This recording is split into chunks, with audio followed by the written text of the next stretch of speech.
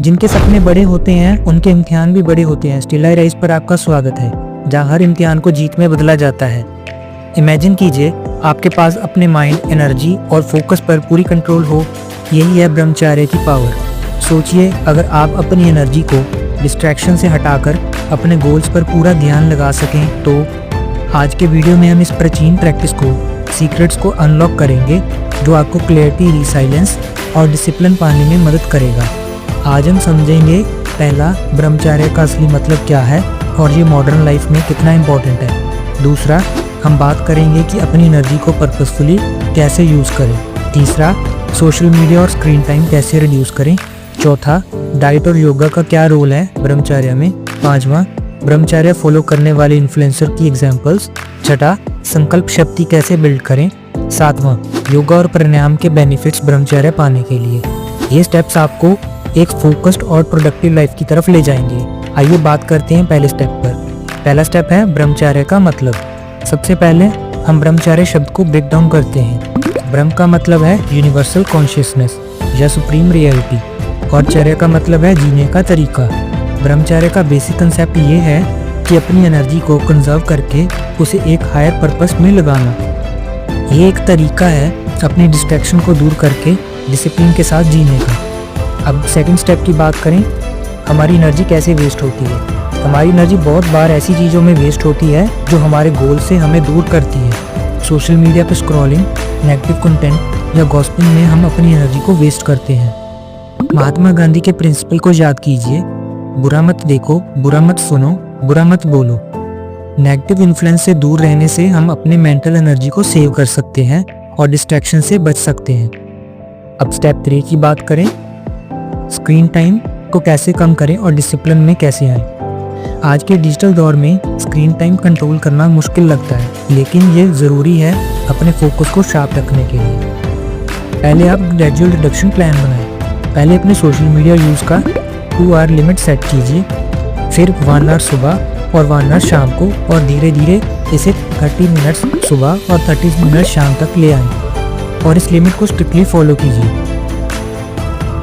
सोने से 1 आवर पहले स्क्रीन बंद कीजिए ताकि आपको अच्छा स्लीप मिले और माइंड काम हो। सोने से पहले इंस्पायरिंग और पॉजिटिव कंटेंट पढ़ें। जो हम सोते वक्त कंज्यूम करते हैं वो हमारे सबकॉन्शियस माइंड को इन्फ्लुएंस करता है। बुक्स, स्क्रिप्चर्स या मोटिवेशनल कंटेंट पढ़ने से आपके थॉट्स पॉजिटिव रहते हैं। अब स्टेप 4 की बात करें, मॉर्निंग रूटीन और प्राणवायु का क्या फ़ायदा होता है। हर रोज़ सुबह जल्दी उठना सभी को मुश्किल लगता है।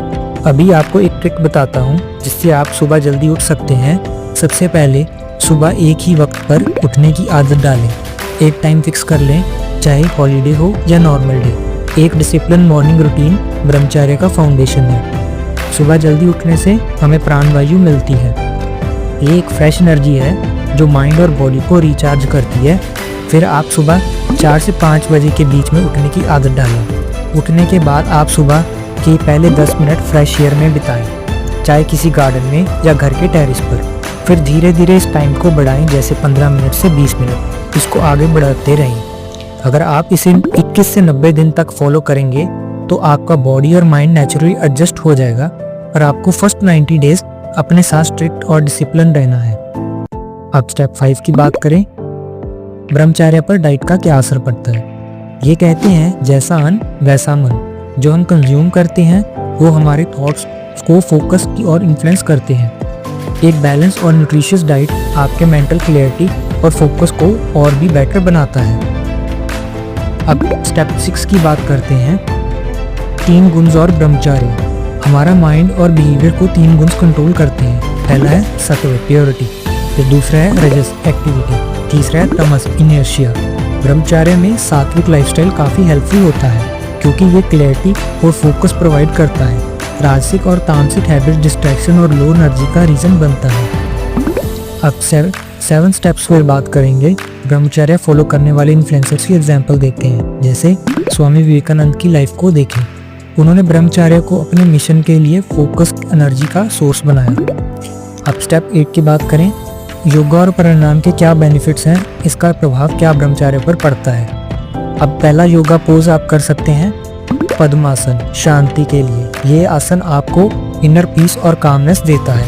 फिर दूसरा है सर्वांगासन, हार्मोन बैलेंस के लिए, इससे हार्मोन बैलेंस मेंटेन रहता है। तीसरा है वज्रासन, मानसिक स्थिति के लिए, ये आसन आपके माइंड को स्टेबलाइज करता है। फिर एक प्राणायाम टेक्निक्स भी यूज कर सकते हैं। पहली है नाड़ी शोधना, मेंटल बैलेंस के लिए, इसका प्रैक्टिस आपको बैलेंस देता है। फिर दूसरा है कपालभाति, क्लैरिटी और एनर्जी के लिए, ये प्राणायाम आपके फोकस और एनर्जी को एनहेंस करता है। अब चलिए 9th स्टेप की बात करें। हमारी संकल्प शक्ति कैसे बढ़ती है ब्रह्मचर्य से। ब्रह्मचर्य प्रैक्टिस करने से संकल्प शक्ति यानी डिटर्मिनेशन बहुत स्ट्रॉन्ग होती है। ये आपके गोल्स के प्रति कमिटमेंट और कंसिस्टेंसी लाती है। ब्रह्मचर्य सिर्फ एक प्रैक्टिस नहीं है, ये एक जर्नी है जो आपकी पोटेंशियल को अनलॉक करती है, रिसाइलेंस और बैलेंस लाती है। आप जो डिसिप्लिन और फोकस आज से बिल्ड करेंगे वही आपका फ्यूचर शेप करेगा। याद रखें, आपका माइंड और बॉडी आपके कमांड को फॉलो करते हैं, बस कमांड्स पावरफुल होने चाहिए। अगर आपको ये वीडियो मोटिवेटिंग लगा हो और आप ब्रह्मचर्य के प्रिंसिपल को अपनी लाइफ में लाना चाहते हैं तो इस जर्नी में हमारा साथ जुड़े रहे।